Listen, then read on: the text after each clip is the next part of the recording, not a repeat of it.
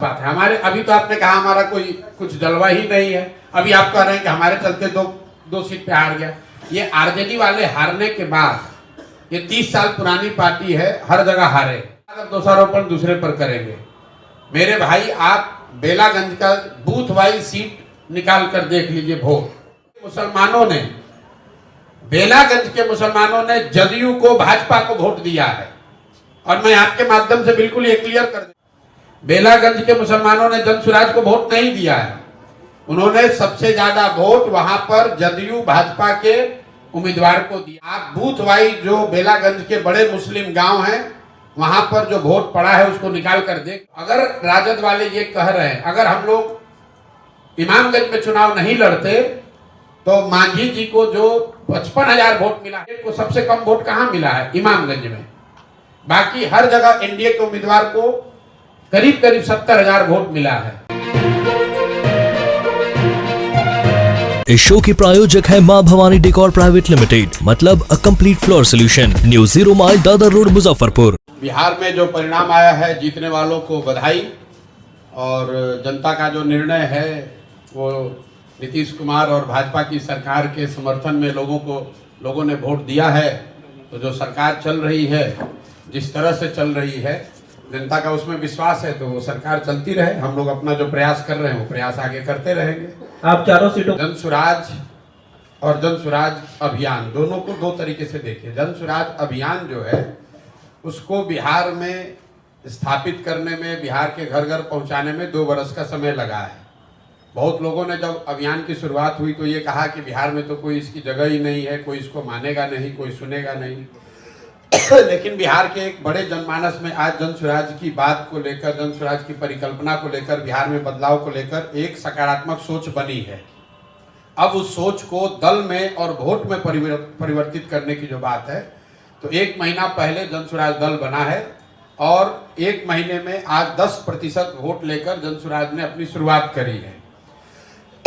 आपको just context के लिए बता दूं, मैं ये नहीं कह रहा हूं कि 10% वोट बहुत बड़ा वोट होता है, लेकिन बिहार में भाजपा यहाँ देश की सबसे बड़ी पार्टी है, उसको 21% वोट है। पिछले विधानसभा में भाजपा को 19.6% वोट था। राजद को 20% वोट मिला है, जदयू को 11% वोट मिला है, जनसुराज को 10% वोट मिला है। और इससे बहुत बेहतर हो सकता था, लेकिन जनसुराज दल 1 महीना पुराना है, सिंबल 10 दिन पुराना है, कैंडिडेट नए हैं और उन क्षेत्रों में चुनाव हुआ है जहां पर जनसुराज की पदयात्रा नहीं हुई है, जनसुराज पार्टी का कोई संगठन नहीं है।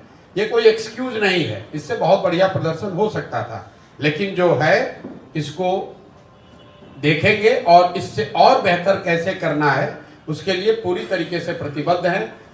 10% आया है, अगर 1% भी आता तो भी हमारे अपने प्रयास में, हमारे कमिटमेंट में, बिहार को सुधारने के जज्बे में, उसमें 1% की भी कमी नहीं आने वाली है। बात है हमारे। अभी तो आपने कहा हमारा कोई कुछ जलवा ही नहीं है। अभी आप कह रहे हैं कि हमारे चलते दो सीट पे हार गया। ये आरजेडी वाले हारने के बाद, ये 30 साल पुरानी पार्टी है, हर जगह हारे हैं। हारने के बाद अब दोषारोपण दूसरे पर करेंगे। मेरे भाई आप बेलागंज का बूथ वाइज सीट निकाल कर देख लीजिए। वोट वहां के मुसलमानों ने, बेलागंज के मुसलमानों ने जदयू को, भाजपा को वोट दिया है। और मैं आपके माध्यम से बिल्कुल ये क्लियर कर दे रहा चाहता हूं, बेलागंज के मुसलमानों ने जनसुराज को वोट नहीं दिया है। उन्होंने सबसे ज्यादा वोट वहां पर जदयू भाजपा के उम्मीदवार को दिया है। आप बूथ वाइज जो बेलागंज के बड़े मुस्लिम गांव हैं, वहां पर जो वोट पड़ा है उसको निकाल कर देख लीजिए। तो अगर राजद वाले ये कह रहे हैं, अगर हम लोग इमामगंज में चुनाव नहीं लड़ते तो मांझी जी को जो 55,000 वोट मिला है, एनडीए के कैंडिडेट को सबसे कम वोट कहां मिला है? इमामगंज में। बाकी हर जगह एनडीए के उम्मीदवार को करीब 70,000 वोट मिला है। एकमात्र इमामगंज ऐसी सीट है जहां पर एनडीए के उम्मीदवार को 55,000 से कम वोट मिला है।